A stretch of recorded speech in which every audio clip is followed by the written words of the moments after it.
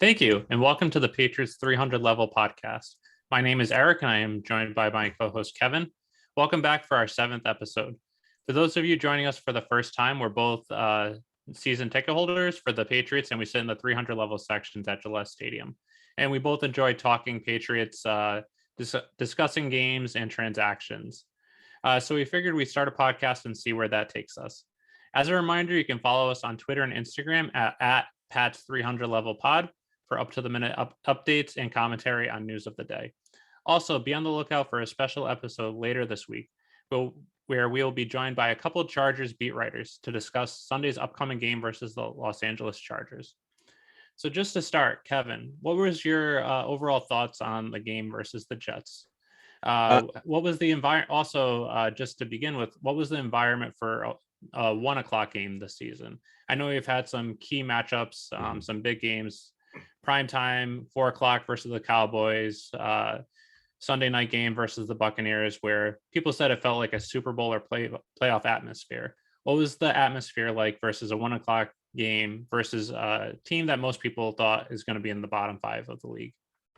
Yeah. So going on the atmosphere section right there first, it was definitely a lot different in the crowd and definitely even the fullness of the stadium right at the start. So you think Bucks, Cowboys, everyone was pretty much in their seats beforehand. You usually get that too with the later games just because you have more time to tailgate versus for a 1 o'clock game, you really have to get there probably around 9 to 10. So you don't have as much time really to get going beforehand. So usually with the later games you get you can start earlier and then get down to the stadium quicker. So but yeah, it was a lot not as lifeful as the Cowboys or Bucks or even the Dolphins games, which are expected. The 1 o'clock games aren't as much, but overall for the game, it was a big win. It was a key win. It was a must win, really. We all knew, we were talking about this ahead of time, if for some reason you didn't pull this game off, your season was done. So they won the game. They had to win the game, and they did it without any kind of question. You knew from, I'd say, the first offensive drive that they were going to be in control of the game the entire way. Just the way they were playing, they're more aggressive. They really kind of knew that they could take on the Jets and really run with them, not really run with them, but run laps around them. So I think that was a big key out of the game, and something that hopefully kind of the key takeaways that we got from this game. Can we see them going forward? And I'd like to hope that we would see this going forward against the Chargers, against the Panthers, against the teams coming up afterwards. So even though it was a really good game, it was a big win for them. The next step is to build upon this, and this is something they can do. So I think that's something we'll talk on a little bit later, but it was really encouraging to see them win decisively against the Jets this way. And it's nice to see that Bill still has a grudge over 20 years later. So I love a good grudge, and that's kind of why I think they put that beat down at the end. So any thoughts from you? Yeah, I'd say just overall takeaway was it was the first time this year that they played a full 60 minutes of football, or maybe second time. The Buccaneers game, they pretty much did as well, but there's the couple turnovers and things like that. This was the first game where they were pretty much executing on all cylinders. They scored on their first 6 drives. I think they had only 1 punt. So they were playing great in all 3 phases of the game, which we just haven't seen all year. I know some people might wonder after just seeing the score, is this a product of the Patriots playing really well, or is it a product of the Jets are just that bad? And I think it's a little bit of both. I think the Jets are a very bad team. They're very young and experienced. They have a young coach. So I think that might have played a factor into it, but it also showed that the Patriots, if they're playing on all cylinders, they can be elite. I know 50 points against a bad team, but it's still 50 points against an NFL team. So I thought overall they played well. Their defense played well in phases. There's a couple points here and there, which we'll get into a little bit, where didn't look great, but they made the plays that they needed to. Offense looked really good. Mack Jones, first 300 career passing game. Running game was just, they couldn't stop the run. And then the Patriots run defense was actually the best, probably it's been all year, or one of the best. It looks like it's getting better each week. So that's something that's going to be important going forward, especially with some of the teams you have to face later on this year. I know, definitely. So I think one of the key storylines of this whole year that we've been really talking about has been the offensive line. I think we saw a lot of improvement there. What were your thoughts upon how they played and really what the lineup was there for them? Yeah, so this is the lineup. I'll just start off with, because this is something you and I have been talking about since week one, halfway through week one, or after the second series when Trent Brown went down, that we think that Owenu should have been moved over to right tackle and Karras to left guard. And this is the first week where they pretty much had that position. And I thought this was the best the offensive line has looked all year. I think they allowed 1 sack and 5 hits, I believe. Yeah, and that 1 sack was on a trick play. 1 sack and 1 hit, 5 pressures. That's what the 5 was.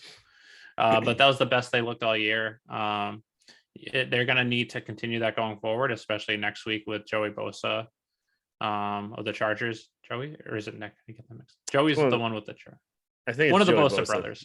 Yeah.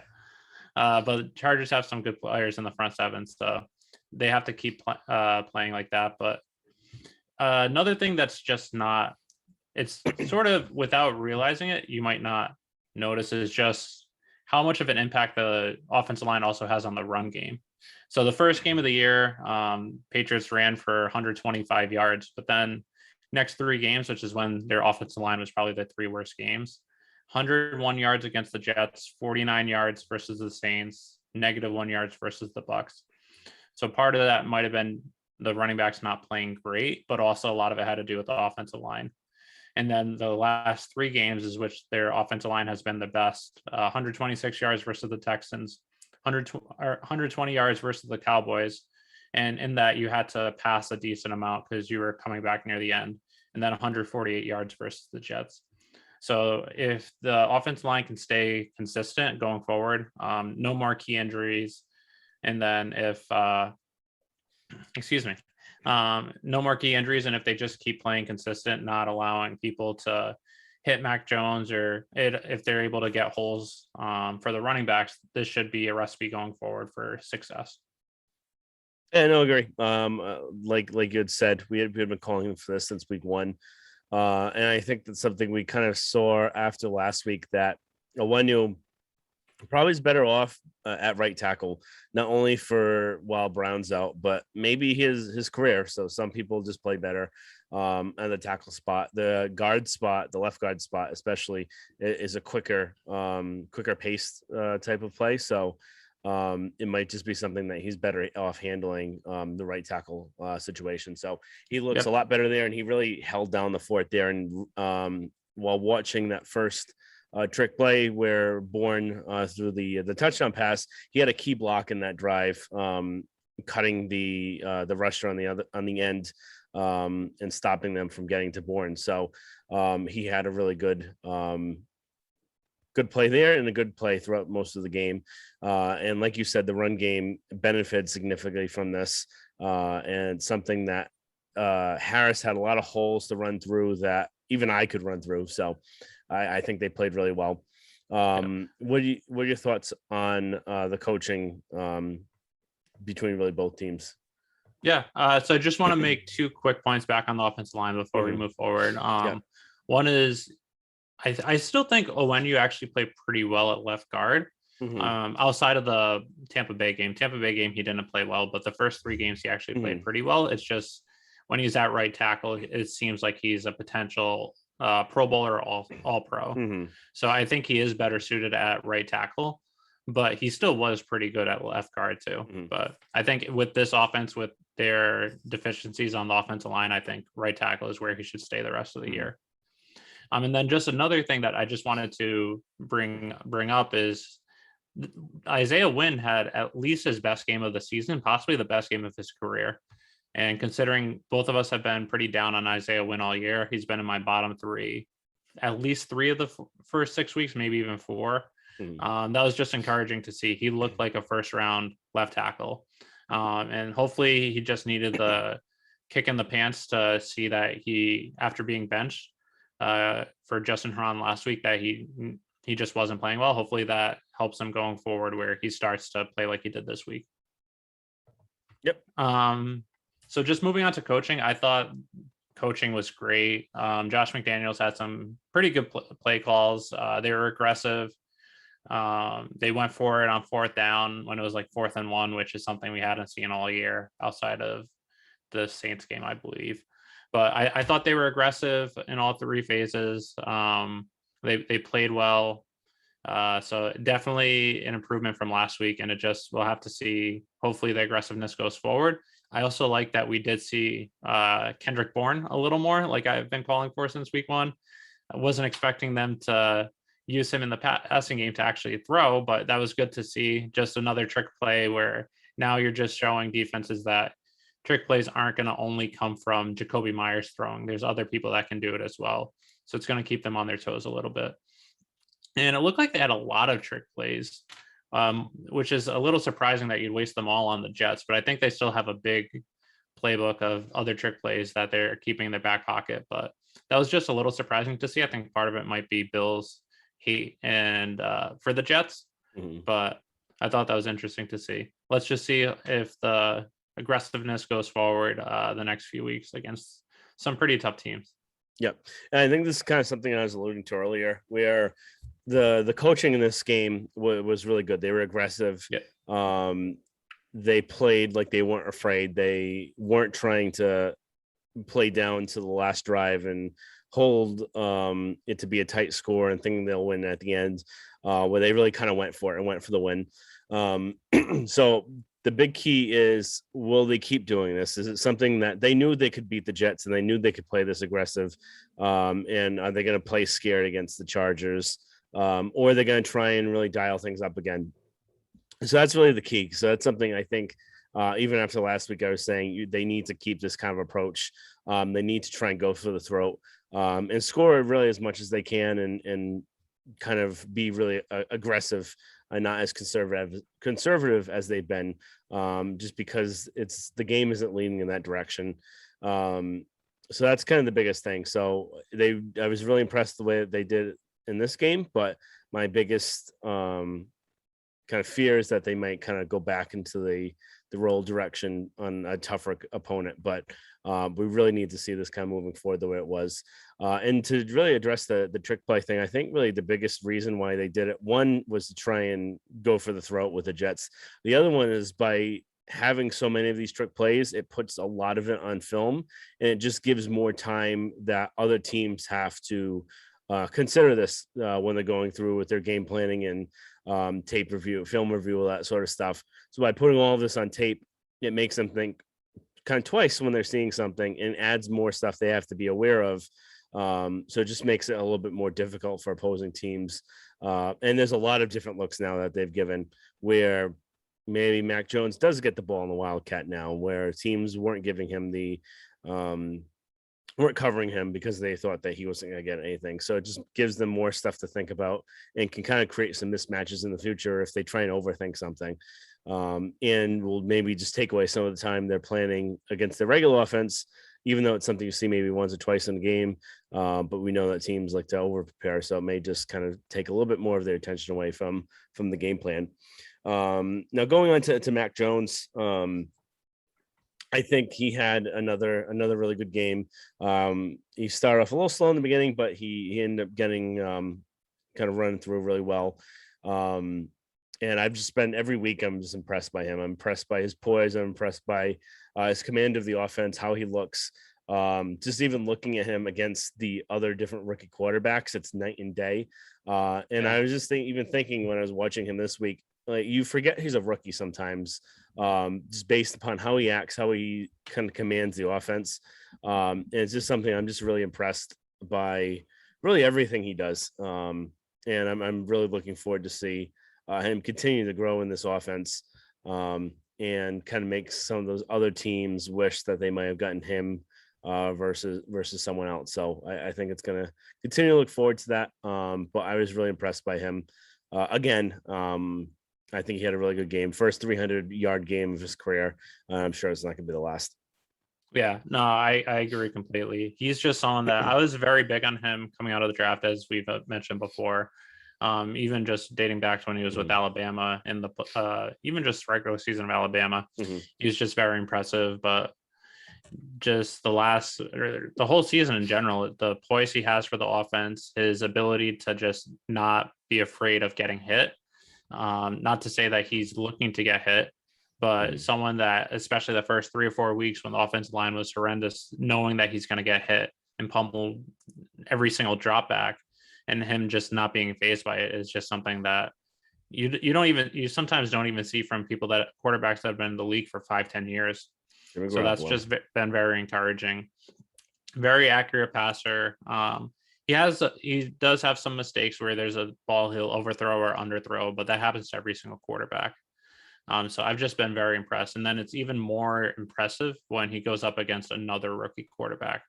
So, for instance, this week against Wilson, before Wilson got hurt, just seeing how it's night and day. They're both first round draft picks. They're both rookies.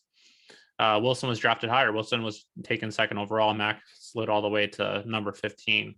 Just seeing how well Mack has done, outplaying not even other rookies, but how he's outplaying other quarterbacks in general. He outplayed Brady this year when they played each other. It's kind of tough to compare one quarterback to another because they're facing different defenses. But just seeing how well he has been is just really impressive. Mhm. And then even just considering other quarterbacks that were taken ahead of him, Justin Fields yesterday, he had, I believe, 3 interceptions and 2 lost fumbles, and then another fumble as well. So just seeing how in control Mac is right now at this early stage of his career. Hopefully, it's something that he can just continue to progress and continue to build on.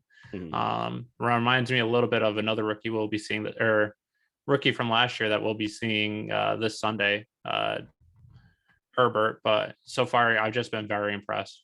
And Yep. hopefully, it's just something, as long as he stays healthy, Patriots have their quarterback going forward. Yep.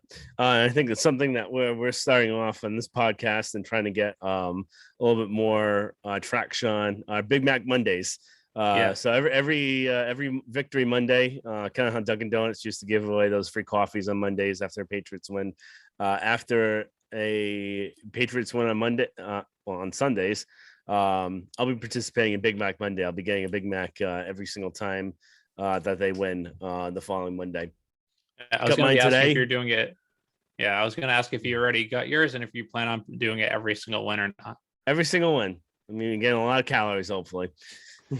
Yeah, I can't do that for my health, but I'll be doing it after big games. So I'm going to the game this upcoming Sunday versus the Chargers. Very big Mhm. game. A team that's 5-2, that's ahead of you in the standings in the Mhm. AFC. If they're able to pull that off, then I'll be participating in Big Mac Mondays next Monday. But after big games, I can't do it every single week. I can't do it after facing the Jaguars or the Jets, but just for my health. Yeah. Want to be doing this podcast for numerous decades. Mhm. But going forward, the run game. I know we kind of Yeah. talked about this a little bit at the beginning. How do you think they fared? What do you think really looked well? What did they do well in this game? Because obviously they got over 100 yards of rushing, and they had over 3 touchdowns on the ground. So Yeah. 4 touchdowns on the ground, 100, almost 150 yards rushing. This was their most rushing yards they've had mhm, all year. Like I said earlier, I think a big part of it was the offensive line. mhm, They played very well. They were able to hit their blocks. But I think another thing is just Damian Harris, at least the last 3 weeks outside of the fumble versus the mhm, Texans, just looks like he's like he was last year, but even better.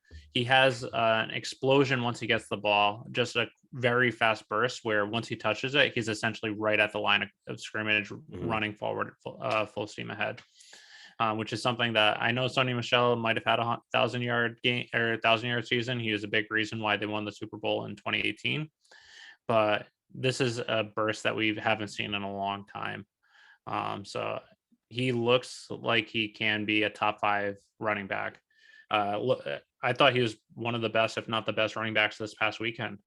So he definitely looked good. I thought when we initially saw the injury report that Ramad Stevenson was going to be out, I was a little curious by that as a healthy scratch. I thought last week was Stevenson's best game as a rookie. outside of his preseason game, but he had a pretty good burst for his size, like LeGarrette Blount, but faster and more quick. So I was a little surprised about that, considering that I was expecting them to maybe run a little bit. And then I thought maybe they'd be using JJ Taylor as like a Deion Lewis, James White, getting some catches out of the backfield. But Taylor looked pretty good when he was getting the ball. Didn't look like as good as Deion Lewis would years ago, but for someone that's still young, he looked pretty good. I expect them as they go forward, depending on the matchup, use Stevenson versus Taylor. I feel like based on this, they're going to go with only 2 week in, week out. They're not going to keep all 3 active. At least that's what it seems like so far this year. But I think both of them have different skill sets. So depending on the matchup, I think they could go with one or the other. And running game looked good. It's something that if they want to be successful going forward, that's something that they're going to need to utilize, especially with the strengths that they have. They just have to make sure they hold on to the ball. Yeah, no, I agree. I think Harris, you see like you said, the explosion, also the powerfulness that he has of running, that his legs are always moving. They're always churning. The second he gets hit, he's going to get another 3 to 5 yards at least. And that's something that you didn't see with Sony Michel, really. You would see him get kind of the yards that were blocked, and that was it. But Harris not only gets the yards, he always gets at least back to the line. That's another thing with Sony. You couldn't really say. And he gets the tough yards. And we really saw that again this game. And even Taylor ran really hard near the end zone. He was really pushing forward. So he looked really well there. And I think hopefully this gets him on the right track, gets him kind of right after that Bucks game with that really big fumble. So I was a really big fan of him last year and was hoping they're going to use him more. And we're still this year. I think he's going to be a really quick running back for him. Kind of like the other running backs they've had in the past for those kind of pass catching ones. So those little smaller backs like not Burkhead, Whitehead and that sort of thing. Woodhead, not Whitehead. So and then just one thing that I just want to add on is you saw this in the preseason, and then even now is just the camaraderie of that running back room. You saw it in the preseason that after Stevenson had the big 91-yard run, that all the running backs ran to the end zone to congratulate him. Which preseason, some of those players weren't playing, so you might expect that just to congratulate someone. But the thing was, in this game, when JJ Taylor got his first career touchdown, you saw the first thing I noticed was Damian Harris was in the end zone, like celebrating with him. I was like, wait a second, is that Harris? Harris ran all the way from the sideline into the end zone to congratulate JJ Taylor on getting his first touchdown. So the camaraderie is something really good to see. And it seems that they're just going to be pushing each other in practice as well to get better and better each week, which is only going to be helpful for them going forward. Yeah. So I guess next thing, one thing I just wanted to mention a little bit is I was glad that they finally were getting Kendrick Bourne and Jonnu Smith the ball, at least Smith before he got hurt. Kendrick Bourne, like I've said pretty much every single week for this podcast, he's one of your most talented players on offense. You have to get him the ball in some form or fashion, either throwing him the ball, doing screens, reverses, double reverses. Once he gets the ball, he's elusive, he's quick and shifty. He's able to make people miss and get yards after the carry or after the catch. So it was good to see him. I think he had 4 catches, 68 yards. Then he also had the touchdown pass, 25 yards for a touchdown. Also, Jonnu Smith, before he got hurt, he actually had his best game of the season. Granted, he didn't have a touchdown. I think he had 2 catches for 51 yards, he had a 5-yard run, and then they also targeted him a couple more times. So I know he got hurt. Hopefully it's something not too serious and he's able to come back soon and he's able to build upon his good game here. And if he is, him mixed with Hunter Henry is something that it's something that we were hoping to see we were hoping for all offseason, the 2 tight ends that is going to cause mismatches. So we'll have to see how serious the injury is, but at least that was something good to see, is Bourne getting the ball more and even Smith getting the ball more. Yeah, I don't think I really have anything to add there. I think we've been talking about Bourne trying to get the ball more often for a while now. I think that was nice to see.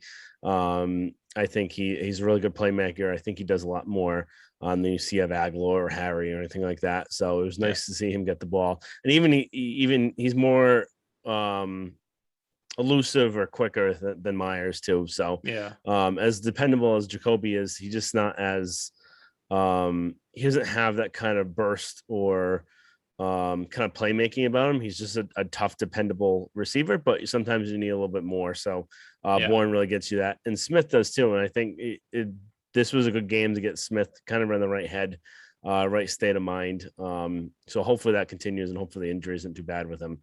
The running defense, I think this is something that was one of our number one concerns going into the season, based on how it looked in preseason and really continuing from the first few weeks of the season. Was kind of really porous. Wasn't really good overall. I think that they had again another improvement week. They looked really well in this game, and I think the run defense is starting to become one of their strengths going into this defensive team. It's something I'm always questioning. Well, why are they even trying to run on them now? Why aren't they trying to pass on them with their secondary as weak as they are? And I think this week again showed their run defense has improved again, and I think part of which Guy has been playing really well now. He's finally kind of gotten back into the season. And Barmore has really come on of late, and he keeps improving week after week. And he had his highest snap percentage of the year. He had played over 60% of the snaps. So he looked really good when he was on the field. I was just really impressed by what he was doing. So any thoughts on the run defense? Anything to add on there? Yeah, no, I agree. I thought that was the best that they looked all year. Going into the season, we thought their run defense was going to be one of their strengths just because of all the additions they had in the offseason. And then and how weak the run defense was the last 2 years, 2019, 2020. First 4 weeks, they looked pretty atrocious. I'd say when it first started turning around was the Bucs game. Buccaneers ran for 120 yards, which granted that's a lot for a team that doesn't run well, but I think that was by design. And then they looked a little better. But here's just some stats for the run game in the first 7 games for run defense: 74 yards versus the Dolphins, then 152 yards for the Jets, 142 yards for the Saints, 120 yards for the Bucs, and then 67 yards for the Texans, 122 for the Cowboys. But the Cowboys was a team that was averaging 170 yards per game rushing, and then 62 for the Jets. So you're seeing the line starting to go down of the running yards that they're allowing, and you're not really seeing those big plays, big breaks that you were seeing earlier this season or any of the past 2 seasons.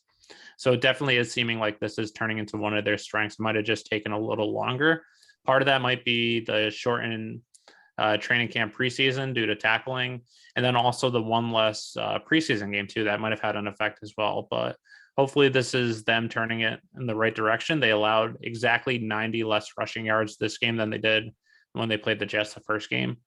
So it's definitely encouraging to see. And then with some of the teams you're facing later on in the year with Browns, the number one run offense in the NFL, Derrick Henry later in the year, Bills.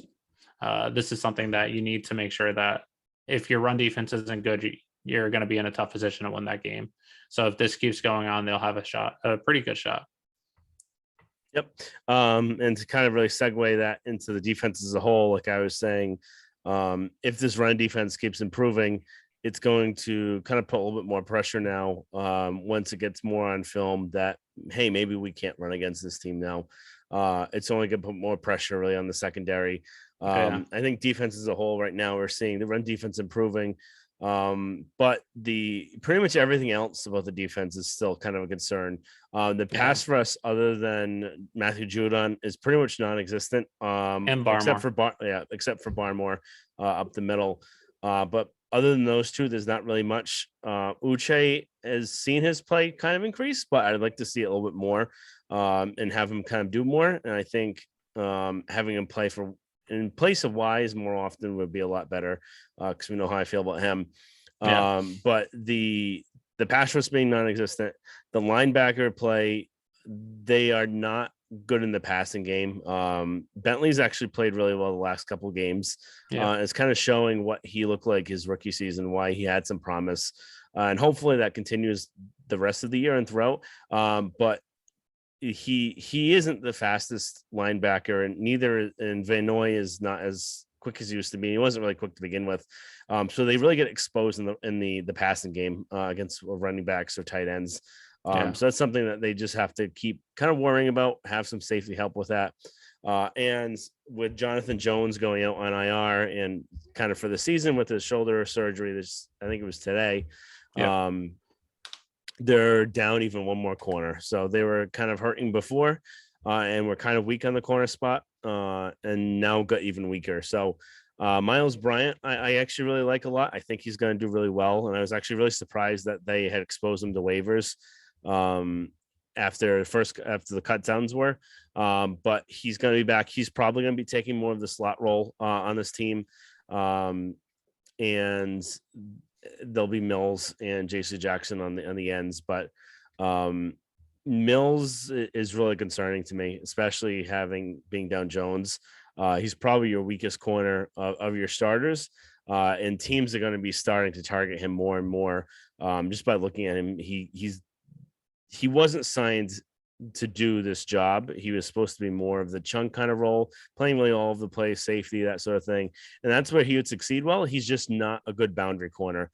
He's not quick enough for it, and he gets really exposed there. So that's something I am worried about more right now as the season goes on, especially with Jones being hurt, where we saw Jones in a couple instances. They would actually play just JC Jackson and Jones, and I think they did a lot better that way. I think that was when Mills was actually hurt. They ended up using Jones as number 2, and they actually did pretty well when they went to that route. But I'd say the secondary is my biggest concern. And there's not really much out there. There's definitely not really anything on the free kind of route. No one that plays man that well. And even trade route, there's a couple players, but it's going to cost you. And so I'm not sure if teams would be willing to give cap room can be maneuvered in numerous ways. Cap space next year is also tight too. So you have to take that in consideration as well.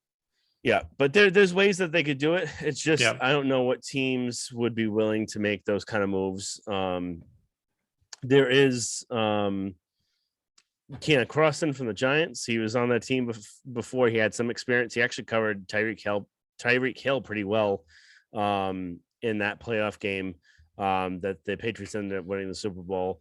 There's Justin Coleman, who's in Miami. He's a potential target with their season not being really well, and he played for them and Patricia in Detroit. Then you kind of get into this other kind of, I don't think teams would really give them up, but there's Darius Slay with the Eagles, who's not happy with this contract. There's A.G. Tyrell in Atlanta. He's a really good cornerstone piece. Maybe they might be thinking they might not be able to afford him. But that's pretty much it. There's not really much out there. People, thank God, McCourty is hurt right now because I don't think that's something you should be thinking. But it's just if he wasn't hurt, it would be completely up their alley to bring back an aging veteran that is past his prime, like Jamie Collins, like Kyle Van Noy, like really any of these guys that have come back recently that they're familiar with. I wouldn't have been surprised if they tried to get him back, and I'm actually kind of happy that they don't have the opportunity to do that. As much as I liked him, but it's just not the right scenario for him here. So what would your thoughts be on this defense as a whole? Are you concerned in the same areas that I am? No, I think you have to be concerned. Even this game, they gave up only 13 points, but they still gave up 13 points to a fourth-year quarterback that has never played before, Mike White, which some people, if you just heard the name and saw his like picture, you might think, does he even exist? Is he someone that's like someone on Madden where it's like year 14 or 15 of the franchise mode and it's just the drafted players? So definitely there's still some concern there. Some good thing is Juan Williams had the best game of his career. So that's at least encouraging. Granted, it wasn't against great receivers, but that's something that hopefully you can build upon and just due to like he just keeps making those next steps. Like you said, Bryant looked good. Bethel, he's played the past couple of games and has looked decent. So hopefully it's something that they'll be able to fix within or get a cheap replacement either through trade or on the waiver wire. Interesting stat I actually found out this week is even after the games this Sunday, the Patriots have the 5th best passer rating allowed for any defense in the NFL at 84.7, only behind Bills number 1, then Saints, Rams, and Cardinals. So they actually are defending the pass really well, which is surprising. I would have thought they'd maybe be 10 to 15th. They're also 6th best at interception percentage at 3.3% of dropbacks. So it's something that's good going forward, but we'll have to see. That definitely is biggest concern. Yeah, I think like you had said with the Juan Williams too, is clearly one of his, I'd say probably one of his best games, and he's shown flashes this year. Yeah. So it makes you wonder, was this kind of a springboard game for him? Or was he kind of playing with more confidence because the Jets? But they do have really good receivers on the Jets. It's probably their really one kind of good key mark there. But the problem is their line in quarterback play isn't really doing it for him. But he did really play them really well. I'm hoping this might be more of a kind of a show and what could happen for the rest of the year. Because he was a 2nd-round talent. He was drafted pretty high. So maybe they might be able to get something out of him. I'm not banking my buck on that, but I'm hoping that might be the case. Yep. So I think moving forward, what would you say your 3 up were from this game? Okay, I'll go through them first and explain them, then I can go listen to yours. So first would just be the offensive line overall. I think they played probably one of their, I'd say the best game they played all year. I think that just started too with the combination of Owenu at right tackle, Karras at guard, and having Mason back from injury too. So I think they really were put in the best position to succeed, and kept Jones upright for the most of the day. He only had, I think we said, 1 sack, and that was really on a busted trick play situation, and he was only hit a couple times. So they were pressured a couple times. So this is definitely the best game. And by seeing how well, the other thing with Mack Jones getting enough time to throw the ball, you could see him opening up the ball more, where if you're getting rushed all the time, you only have 2 seconds to throw a ball. You're not going to be able to spread the offense out, go deeper. And you got to see that a little bit more this week, just because he had more time to let the plays kind of break the way they're supposed to, and that way he can get the ball a little bit more downfield. Number 2, Christian Barmore. I think he continues to play each game extremely well. And he's been a very impactful player, especially as a rookie. And he keeps getting better each game. So I'm really just impressed by the way that he played. He had that huge 4th down stop. He gets in the with a quarterback really quickly. He gets in the backfield. I'm just really impressed by how Barmore played this game and overall. And then I would say Juan Williams, like I said, he had probably one of his best games as a Patriot, and he played really well. He had a few different pass breakups. He was strong. He was playing. He had good reaction to the ball. He wasn't just reacting to what the player was doing, but he was had some really good anticipation. So that was just another thing I was impressed with again on that. And those would be my 3 up for the game for this week. All right, I'll go with mine, and I just had to go with a little more.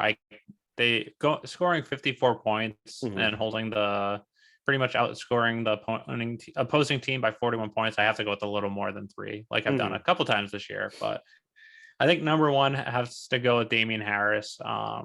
This was his best game of the year, and he just looked like a top 5, top 10 running back, which you were anticipating going into this year.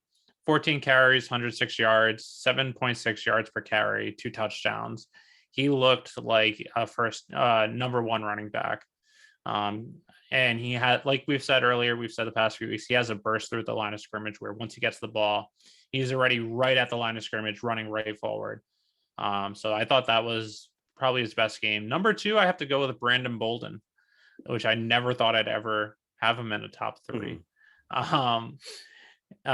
He led the team in receptions as well as receiving yards, which I saw something on Twitter where it was If someone told you Brandon Bolden was your leading receiver in both catches and yards, you'd think you'd be lucky to be maybe win the game, maybe be lucky to score 20 points, but to score 54 points and him being the leading receiver was something I was surprised by. I am not a big fan of Brandon Bolden on offense. I like him as a special teamer, but I don't like him when he runs the ball. Like even this week, he had 2 rushes for 0 yards, but he had 6 catches, 79 yards, a touchdown.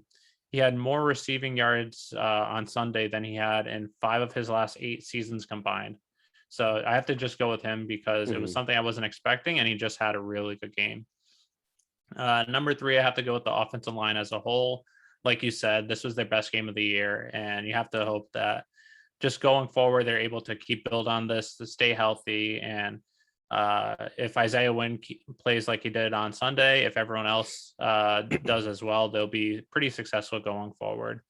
Number 4, I have to go with Mack Jones. Like you said, first career 300-yard passing game.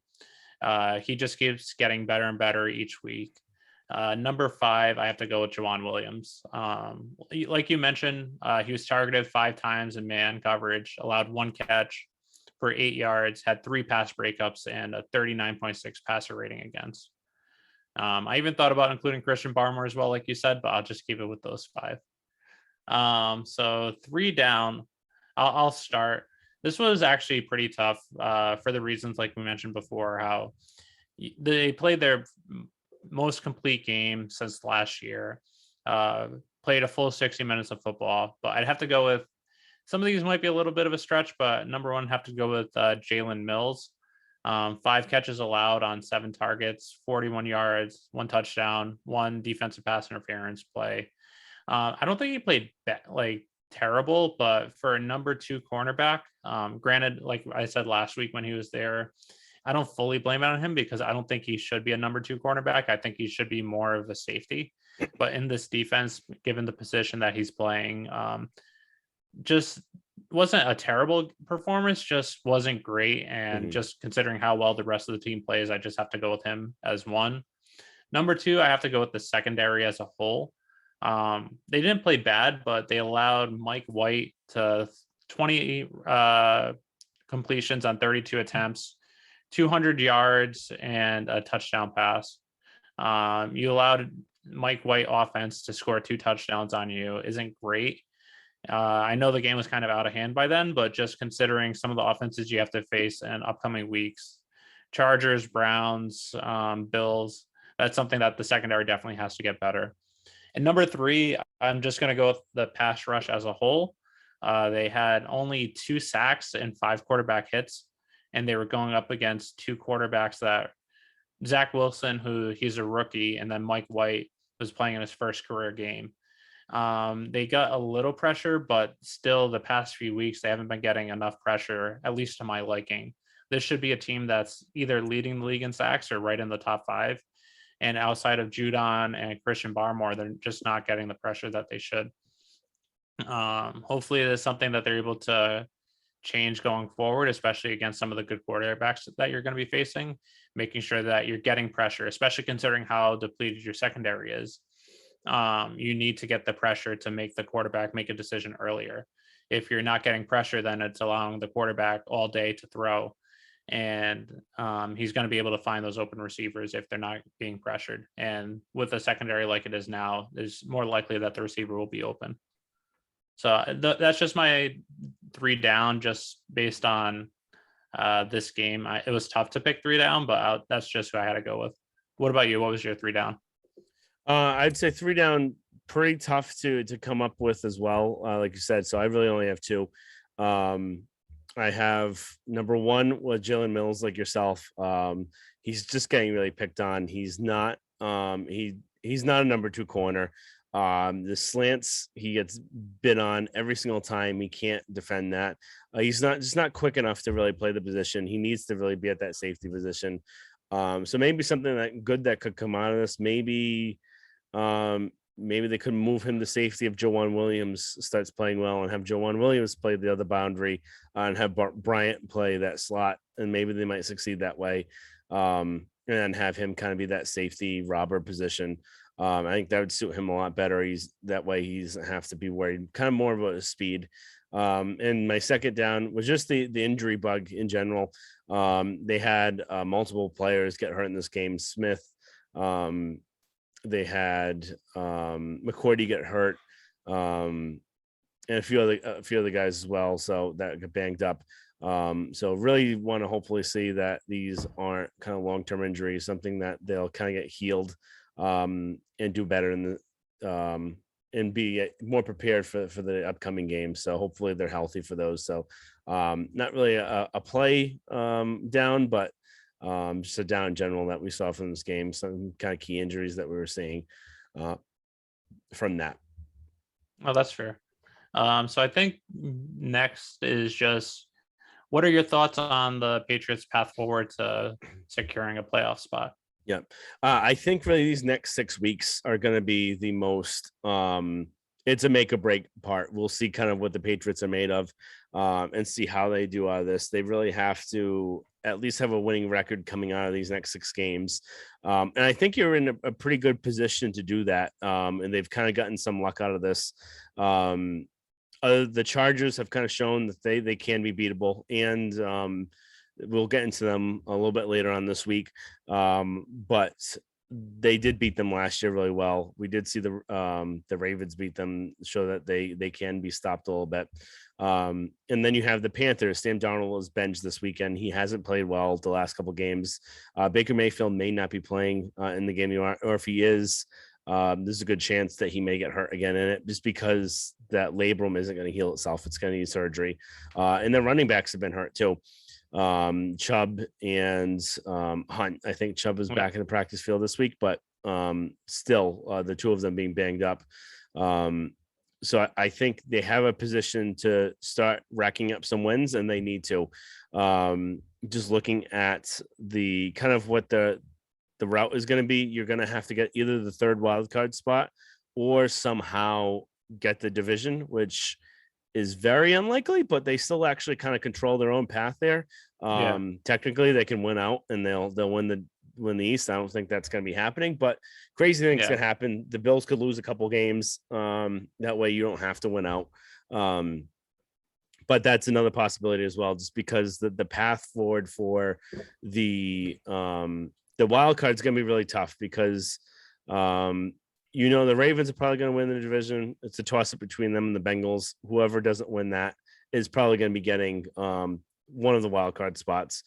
Browns, I don't think may make the playoffs this year, just because of Baker's shoulder and the injuries that they've been receiving. I think they may start losing some games. The West, they have Chargers, Raiders, Chiefs. I would assume the Chargers would probably end up winning out, assuming Herbert keeps playing well. That leaves the Chiefs and the Raiders for one of the other wild card spots, and then it's probably going to end up being a tie. There's a good chance there's going to be a tie for the third, and that's when you're going to need to have these wins against these teams.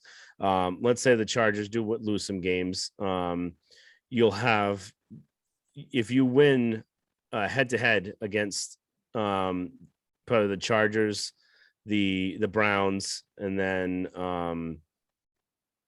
what was the other one? The Colts or something along those lines. At least those two, you're in. So you need those tiebreaker scenarios. So you need to start racking up some wins. Next game is pretty much a must win to kind of see how it's going to go. So that's kind of what needs to happen. So we really need to probably be 10-7, but we'll see. What are your thoughts? No, I agree. Like we were talking about last week, I think that it's actually a little tougher than we were saying last week. I think at worst 10-7.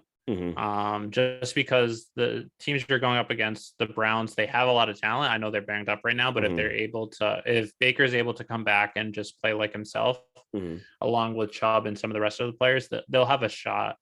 Raiders, I still don't buy into the Raiders, but they're 5-2. They're 2 games ahead of you right now. Chiefs, I know they're playing bad right now, but I still think they're going to turn around. They have too much talent. I don't see the Chiefs not making the playoffs. So it's going to be very close coming down to the end. So you're going to need these big wins against the Browns and Chiefs or Browns and Chargers. Theoretically, if you win out, you win the division, or even if you go 9-1, there's a good shot you win the division if you sweep the Bills.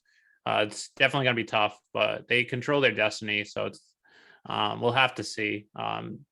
It's just, I think it's going to be coming down to the last week, and we'll have to see if they play like they did this week. If they play like they did against the Bucs and the Cowboys without the turnovers, they'll have a shot, but we'll have to see going forward. Yep, just got to keep racking up wins. Yeah. So I think that kind of concludes where we're going for today. Just want to let you guys kind of remind kind of what Eric was saying before. We are having a second episode this week, kind of going over the Chargers, kind of splitting up this into two. That way it's not too long. And we're also going to have some special guests on from that San Diego area. Fernando Ramirez, he's a beat writer for SI for the Chargers. And then Gavino Borquez, who is a writer for the Draft Wire at USA Today in the Chargers Wire. So be on the lookout for that. That should be dropping on Wednesday or Thursday, time dependent, and should have some really good insight on what the Chargers are as an organization, and what they've really improved from last year. So get some good feedback from them, kind of have a good idea of what we're looking at going into this game. Any other thoughts? Oh, that's pretty much it. All right. Well, thank you, everybody, guys, for listening. Make sure you subscribe, rate, and review if you haven't already. And follow us at Pat's 300 Level Pod on Instagram and Twitter. Thank you very much. Have a nice day.